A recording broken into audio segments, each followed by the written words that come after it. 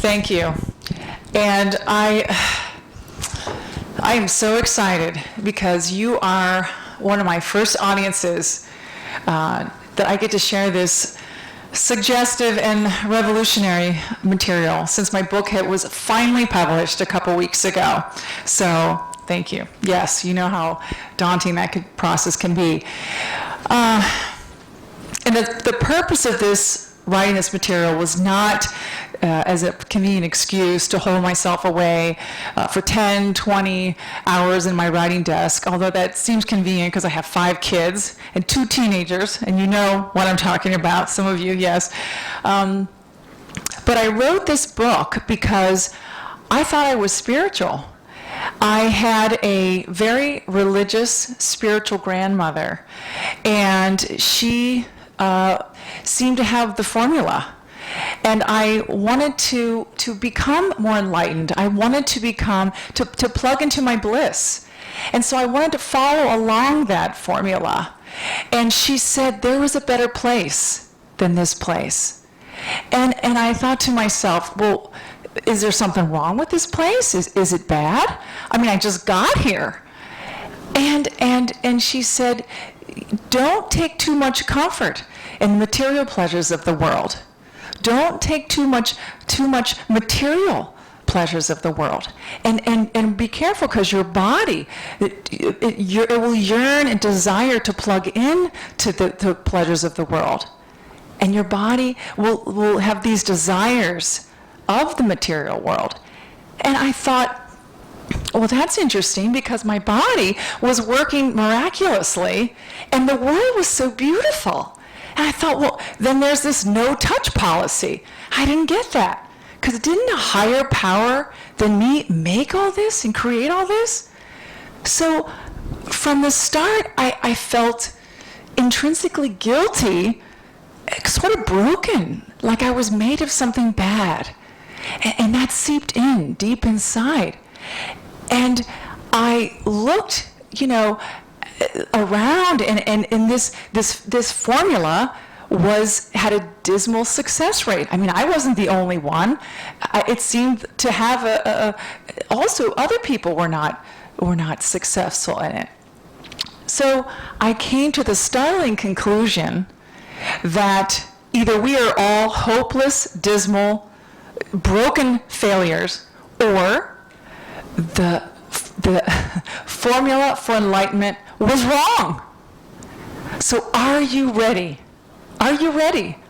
I want to hear. I am ready. I'm ready, because we're going to have fun in this hour, and you may hear some things that you really haven't heard before. So we have been told that a large portion of us, our physical bodies, are dense. They're inferior. They're lower. Most spiritual and religious teachings teach us that in order to become more clear, in order to ascend, in order to become more spiritual, we must transcend these bodies of ours, and we must transcend the physical world. But my question is, why would the all-knowing, all-powerful, all-neutral force of life put so much stock into this physical body of ours and into the physical world if there weren't a purpose to it? Most spiritual teachings teach us that there is only one way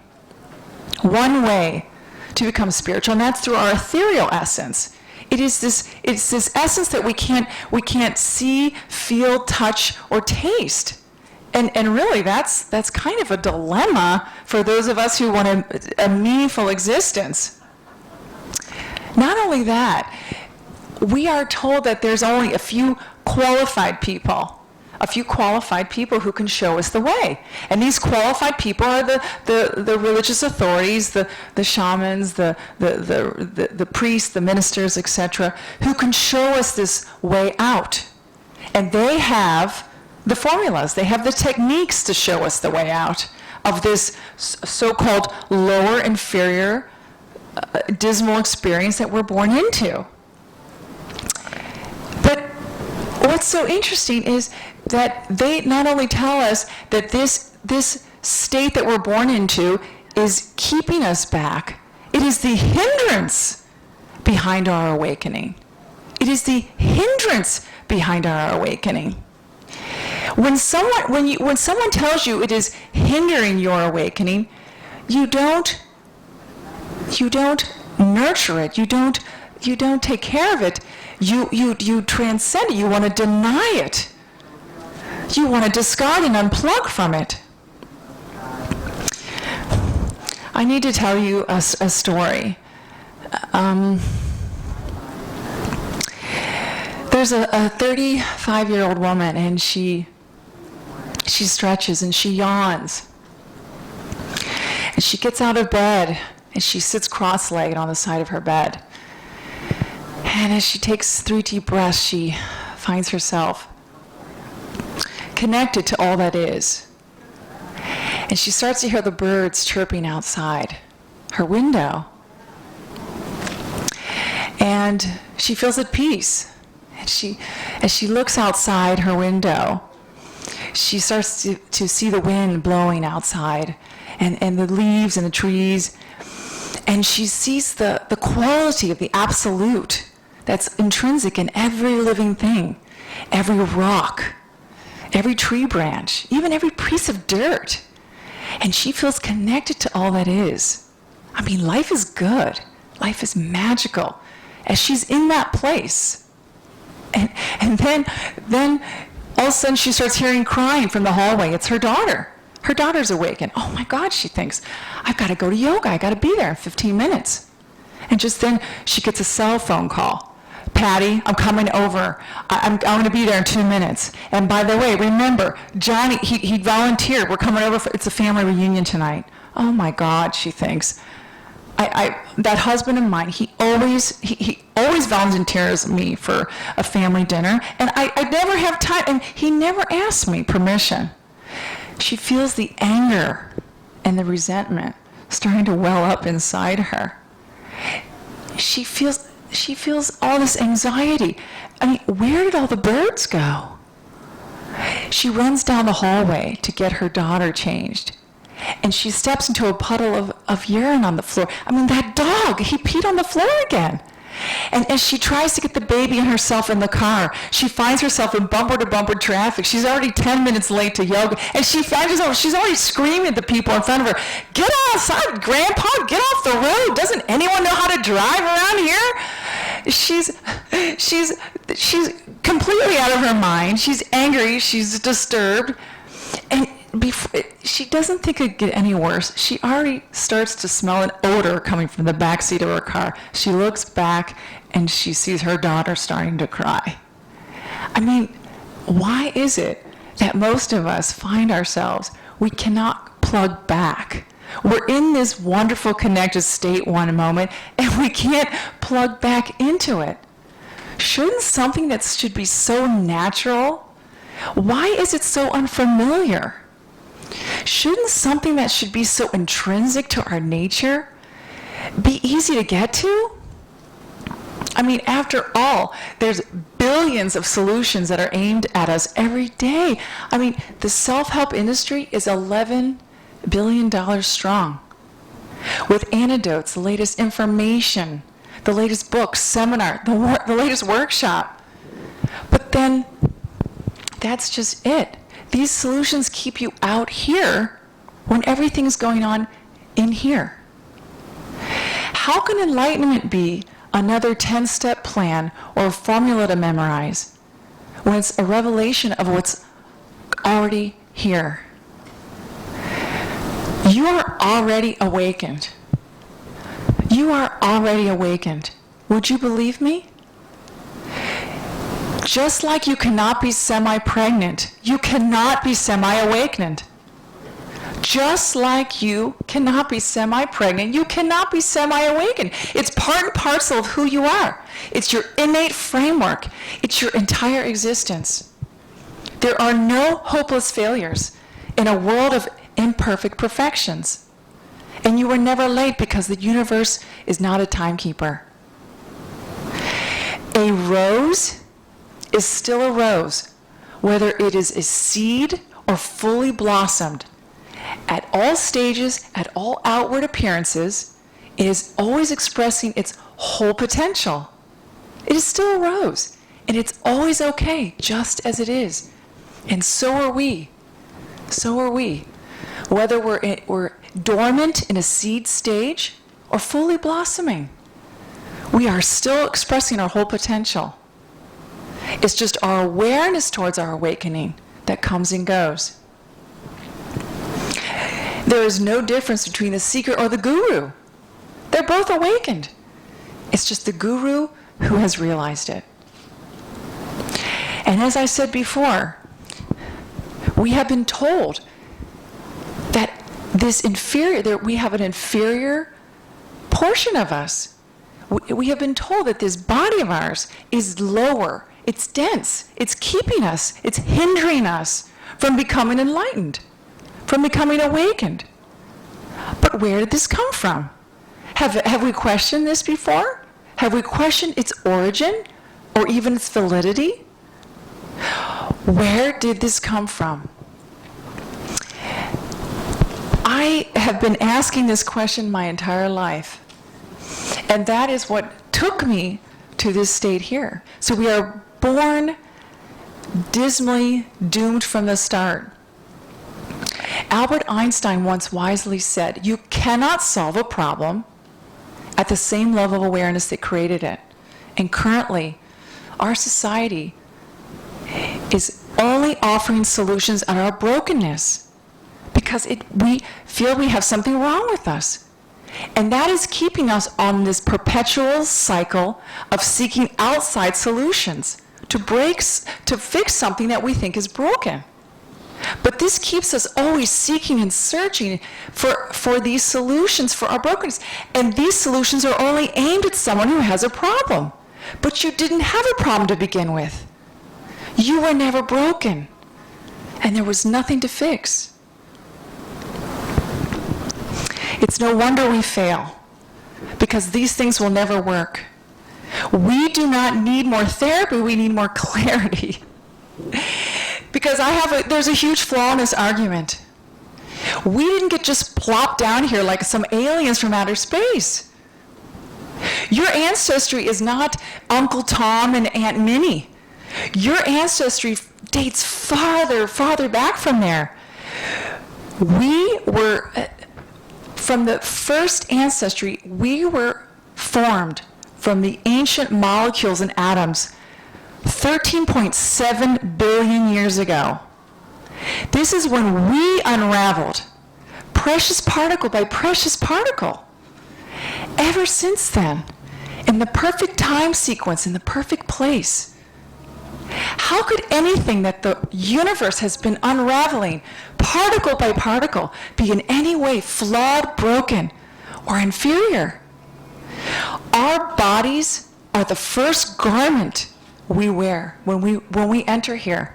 And they house the wondrous instrumentation that works from the very first moment of life. They allow us to experience the seminar, taste the honey, touch the cheek of the child. They allow us to experience everything we experience in life.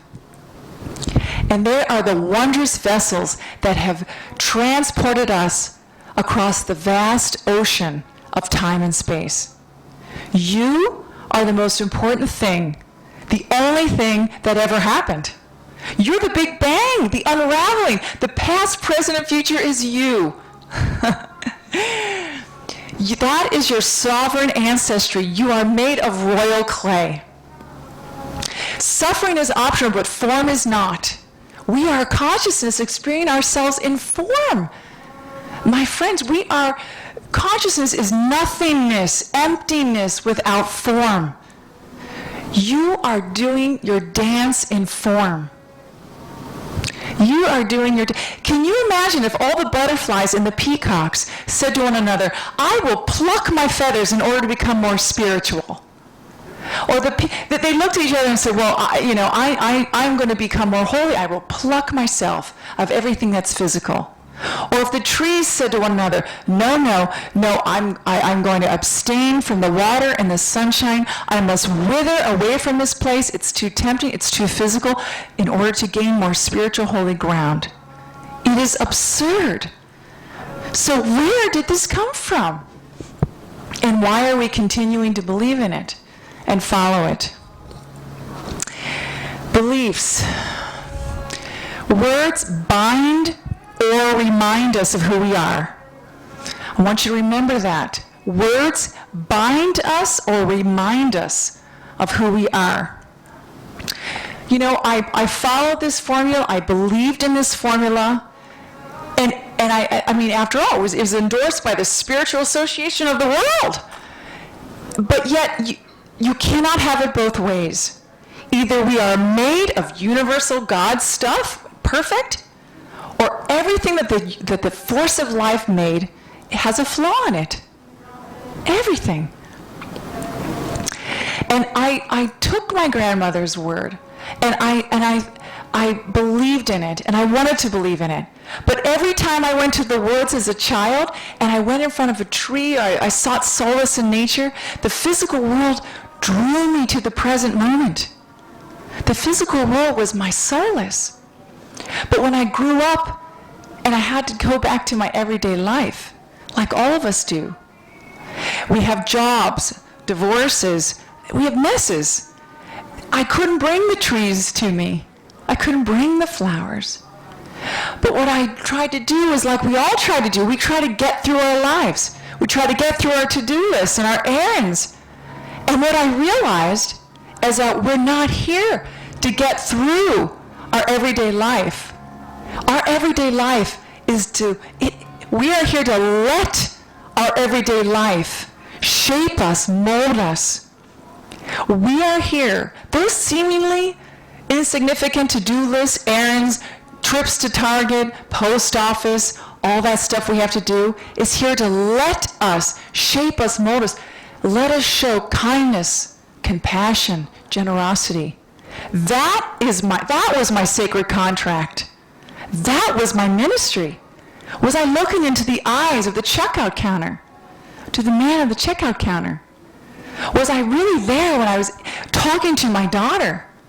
My everyday life was extraordinary life. That was my physical world, my physical life was my everyday awakening awareness portal. And it was available 24/7. I wasn't here to escape the physical world. I was here to jump in. The universe had unraveled this for us with the perfect props, the perfect stage, and the perfect set for our reawakening. Imagine that. And I could no longer realign back to the traditional spiritual teachings, even now that are still preaching wholeness and oneness, while rejecting a huge part of us. Isn't wholeness integration, not fragmentation? I could no longer align with most religious and spiritual teachings that are preaching wholeness while still separating and fragmenting parts of us. True unity, freedom, wholeness, and release is in total acceptance, where there is nothing to deny, nothing to reject, and nothing to condemn, where simply everything exists as is. Is it not? Is it not? What is the current template for enlightenment? What is the current template for enlightenment? The formula for enlightenment is A, leave your day-to-day life and go remote. I mean, that is the current template. Go remote, as far away as you can. A monastery, a convent, under a tree. I mean, that's pretty much what we've been taught, right? And B, leave your everyday life as much as you can. Abstain. Abstination was seen as a greater reward to heaven. Self-flagellate, self-immolation, that was something you could sacrifice and you could be seen as more spiritual, more holy. But we have been trained, this is how we've been trained to reward pain over pleasure, or suffering over struggle over ease. We have been trained for this. This formula, A plus B equals enlightenment. Did any of you ride a horse to the convention center today? No, because you moved on. Because those things don't work for you anymore in the life you lead. Why then are we still determined to follow a formula that was passed down thousands of years ago? Have we questioned this formula? Does it apply to our lives anymore? Now that we have commutes, jobs, screaming 2-year-olds, teenagers, and an internet that connects us globally, it's not so easy to go remote anymore. It doesn't make sense anymore. Maybe we should question this. Words bind or remind us of who we are. Remember that. And where do words come from? They're thoughts. And so maybe we should talk about beliefs. You know, when I wrote this book, I obviously questioned and I challenged and I came up with a lot of answers. And I'm going to reveal, of course, one of the major things I came up with today. And I'm sure, are you ready to hear that answer? I want to hear I'm ready. I'm ready. Are you ready? Well, I'm not going to tell you yet, but I am going to tell you later. But I will say, and I know I had it on the slide, when nothing goes right, I did go left. I went totally left. I went totally crazy trying to find the origins to some of these things I questioned because it wasn't working for any of us. There's so many unhappy people, and it was because myself was unhappy, and I wasn't able to plug into this bliss that we all try to find, and permanently. But I want to know, what are beliefs anyway? Beliefs are unexamined, unquestioned. They're unexamined, unquestioned thoughts. They're not truths. They're not absolutes. Like truths are, I have two hands. Beliefs are things like Jews are cheap, women are inferior, Kentucky is the best state to be born in, or the Reds are going to win the World Series. Those are beliefs. They're not truths. They're not absolutes. But they start out as thoughts. They're unexamined, and they get repeated, and they get repeated over and over, and they get spread out to thousands, millions of human beings, and they gain momentum. They become a force all their own, and they start to dictate they shape the way we think and feel. And they dictate our decision making in the world. Nothing has meaning until it is given to us by our tribe, our authorities, our parents, our society. Nothing. We are born blank. Our brains are just receptive vehicles. We're born blank, and beliefs enter our brains like puzzle pieces, and they form a lens through which we see the world. And we become mini replicas of our tribe, of our parents, of our authorities. And we go out into the world, and that's how we know how to think, how to judge what's right or wrong, how to make decisions, because our tribe gives us these beliefs, these ways of being in the world. So you can actually tell where someone is from by their beliefs. Did you know that? Take the color red, for example. In America, if you put red together with green, it's Christmas time. It's exchanging, giving and giving and receiving. In Eastern Asian cultures, it's actually a sign of purity. In Thailand, brides wear red to weddings. If you go to China, it's a symbol of good luck. Because you'll see in Chinese restaurants a lot, you'll see red in Chinese restaurants. It's good luck. But in the Middle East, it's a sign of danger. Because you'll see them wear amulets for against the evil eye. So beliefs are that powerful.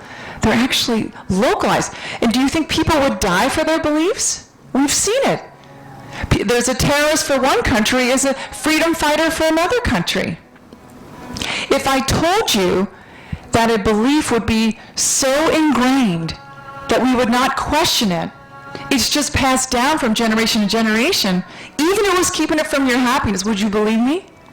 Yes. And I'll tell you, there's a fascinating study done by a colleague of mine, J.R. Stevenson. Put 4 monkeys in a cage and suspended a ripe bunch of bananas from a pole. And of course, what happened? A hungry monkey went up the pole to grab the ripe set of bananas, and she was squirted down by a torrent of cold water. And after several attempts, she never went up again. And one by one, the monkeys reached up when they were hungry for the bananas. And one by one, they were squirted down by the torrent of cold water, and they stopped going up to the pole again. And they took one of the monkeys out, and they replaced her with a new monkey. And of course, what did she do? She went up the pole to grab the bananas, and the 3 monkeys pulled her down. And screeching and screaming pulled her down. And she never went up to she never reached up the pole, she never reached up to the bananas. One by one, each of the original monkeys was replaced with a new monkey. And one by one, the other monkeys would grab and try to pull her down. And they never reached up again. Before you knew it, all of the original monkeys were replaced with new monkeys, and yet not one of them ever went near that pole, not ever went up to reach those bananas, and not one of them knew why. And not one of them questioned why. It is a staggering account of how we follow along our predecessors merely by belief. How many of us follow the thoughts and beliefs of our predecessors merely out of belief? We don't even question why. And even something that could be our happiness, something beautiful, like, the monkeys eat bananas. It's time, perhaps, we start questioning. Words bind or remind us of who we are. How many of you still believe in Santa? I hope no one was going to answer yes. But you probably dressed up as a kid. You probably dressed up in a costumes as a kid, Captain Hero or Cinderella. And when you dressed up, you believed that you possessed the power in that costume. You believed you could fly, or girls, when we had the magic wands, we believed we had the magic wand, the power of the magic wand. And when your parents told you that the tooth fairy was no longer real, or Santa was no longer real, you cried. Oh my God, my parents lied to me. And you mourned the loss of that belief, because beliefs have power. They are magical. They're absolutely magical. Myths, according to the Wikipedia definition, are stories. They usually contain a hero, some supernatural event. And these were originally told, these stories were told to all of us, passed down. They explained the relationship of the world. They were a way of explaining the universe and the relationship between us and the divine. And they also were a way of being instructional. This is the way people used to tell how things worked in the world and how they wanted you to behave. You hear about tales of Zeus and the lightning, and the stories were used to show how you would be punished if you didn't go about your tribe's code of behavior. So the point is that these stories were made up, fictional. They were completely false. The greatest, most influential story of all. Do you remember the story I told you I alluded to I was going to tell you? I'm going to tell you that story now, what I dug up. The most influential story that has taken away and hindered our freedom is the story of Adam and Eve, man's fall from grace, which you can find in the Old Testament, book of Genesis. In this story, a woman named Eve curiously, naturally, instinctively reaches out for the tree of knowledge, and she partakes in the eating of this tree of knowledge, this apple, and she is expelled from the Garden of Eden, the wondrous garden that has been unfolding since the beginning of time with abundant pleasures. This garden has been unfolding for us, by us, since the beginning. She is expelled from that garden. Not only that, it is told in the story that this proves her corrupt, vile, lower, dense, inferior nature. This, we are told, shows her natural desires, her lower, inferior desires and yearnings of her physical body. We are also told that if we partake in this, any more of this physical, these yearnings that we have of this world, of the desires, the natural instinctive desires we have of this body, that we will be punished by the very entity that gave us life in a time frame of forever, pretty much. And from then on, we are doomed to a dismal experience. We have two choices. Two choices. We either burn in the flames of hell, or we have these religious authorities who will help us to ascend, who will help us to show us the way out of this experience that we're born into. This lower, inferior existence that we are born into. Do you see where I'm going with this? From then on, this is where the split happened between the religious and the physical world. From then on, you would never see them together again. And this is why we have to go to church in order to be spiritual. It wasn't, our everyday life was doomed. We were doomed. It was dismal. We would have to go to the religious authorities in order to become redeemed. We would have to leave this everyday existence. And this is where the split came from. But I even thought then this doesn't make sense because this compartmentalizes life. And life is as if, we have job life, home life, work life, spiritual life, religious life, but it's all one life. It's all one life. It's very staggering, actually. Can you imagine what this cost us if this story was passed down from generation to generation? What's even staggering is that the mythical, magical stories were origin in nature. They were passed around campfires. And they later became written, sacred texts. And that is what the religious texts were all based on. So our religions are based on unproven, unchallenged, mythical stories.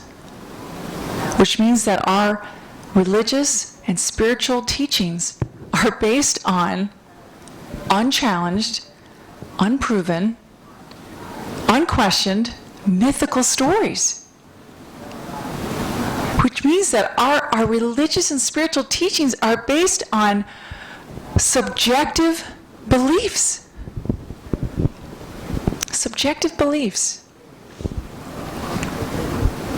So here we are on the verge of a mass reawakening. We're trying to wake up, but we're refusing to grow up. We're refusing to grow up because we're still stuck. It's like being 60 years old and still playing with our Legos and Tinker Toys. Because we're still stuck in this mythical, magical story.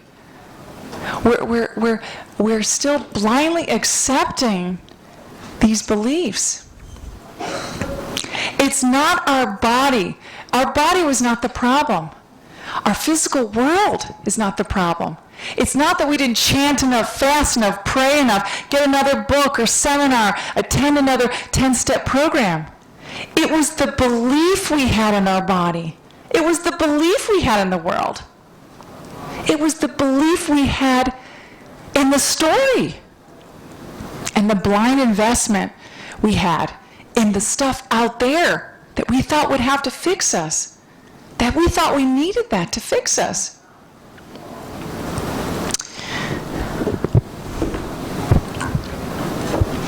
I have a really beautiful story that is out of my book, which I've been waiting so long to, oh my God, can you imagine? I'll never get tired of saying it. From my book. From my book. There's no one to blame.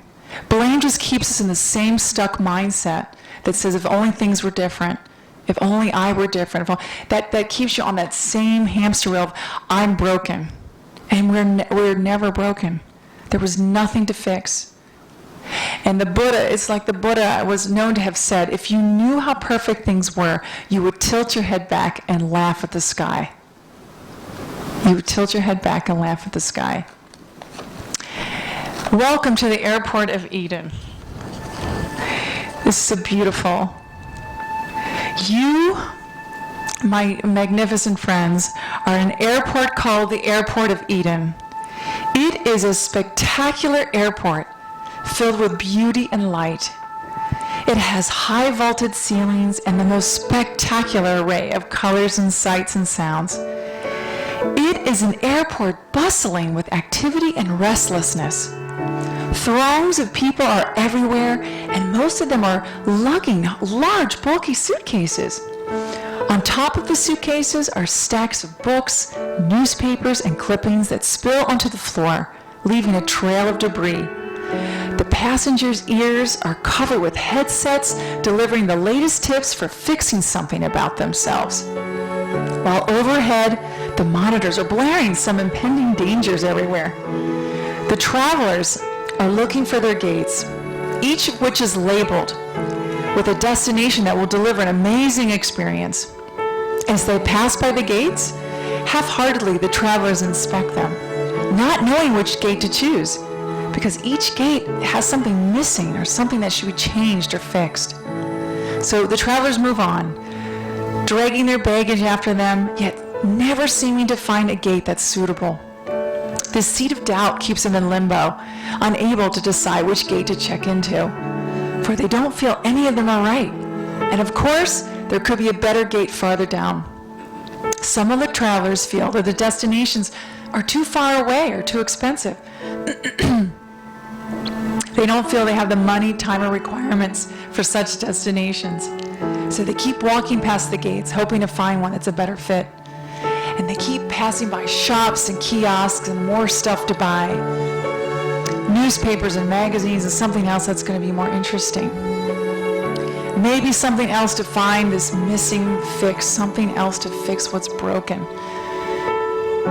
Some other piece of advice or some other thing to give them the leap of faith. One never knows. It might be another elixir that they need. If they could just heal that part of themselves that went wrong. If they could just figure out a way to stop being who they are and try to become who they were taught to become, maybe they would find which gate to choose. But in a state of awareness, you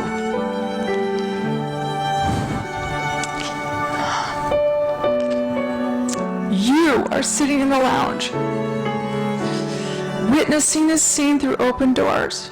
You are having a drink. You are eating a delicious dinner. You are thoroughly enjoying the experience, grateful just to be a part of it all. Because you know, as you sit there, It doesn't matter which gate you choose. It just matters that you choose one of the gates. All the planes are going to the same destination. They're all going to have the same outcome. You know there was never a rush either. The journey was the destination all along.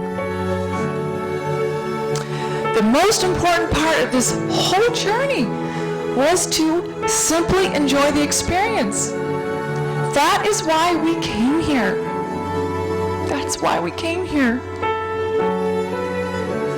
You all are so perfect. And the world will never see another one like you. Never. Your uniqueness in every respect is your gift. Life asks one thing of you, one, to be the full expression of yourself while you're here, so that you can leave your unique imprint on the world, to the people that you encounter, to your everyday extraordinary. Because that affects everything and everyone around you. That is your sacred contract. That is your profound awareness, enlightenment portal. It is your physical world. Enlightenment could never have been a 10-step plan to memorize. It was never a formula to acquire or something you could buy in a shop. It was a revelation of what was already there. We have been like Dorothy on that long yellow brick road, trying and seeking and searching for that wizard. I mean, what happened to Dorothy? She kept thinking that she needed the wizard to get her back home, and she kept trying to find the antidote. And when she got there, they told her, "Oh my God, you had the power all along." And she thought, "What? Why didn't you tell me?" And the good witch said, "Because you wouldn't have believed me. You had to find it out for yourself. You wouldn't have believed me." And that is exactly right. It's the belief. You don't believe. We don't believe that we're okay. We don't believe we have the power. And remember, even with a 1% shift in awareness, you can solve an old problem in a new way. So when you walk out this door, you are able to solve that old problem in a new way, because all those solutions that you'll find out there are aimed at someone who has a problem, and you don't have a problem. You were never broken. There was nothing to fix. And all those things will keep you out there. And it's not going on out there. It's all going on in here. There is a revolutionary new mindset, a new way of being that rocks on all cylinders: spiritual, mental, emotional, physical. We have better things to do with our time and better, wondrous ways to do with our energy. The world is really too good to miss. It really is.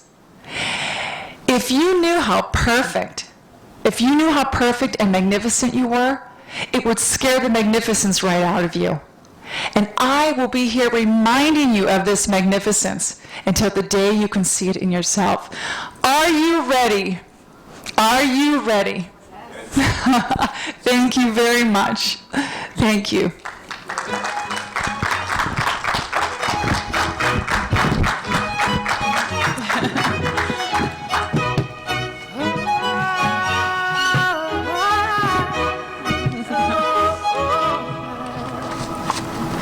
We're 1,000 miles from comfort.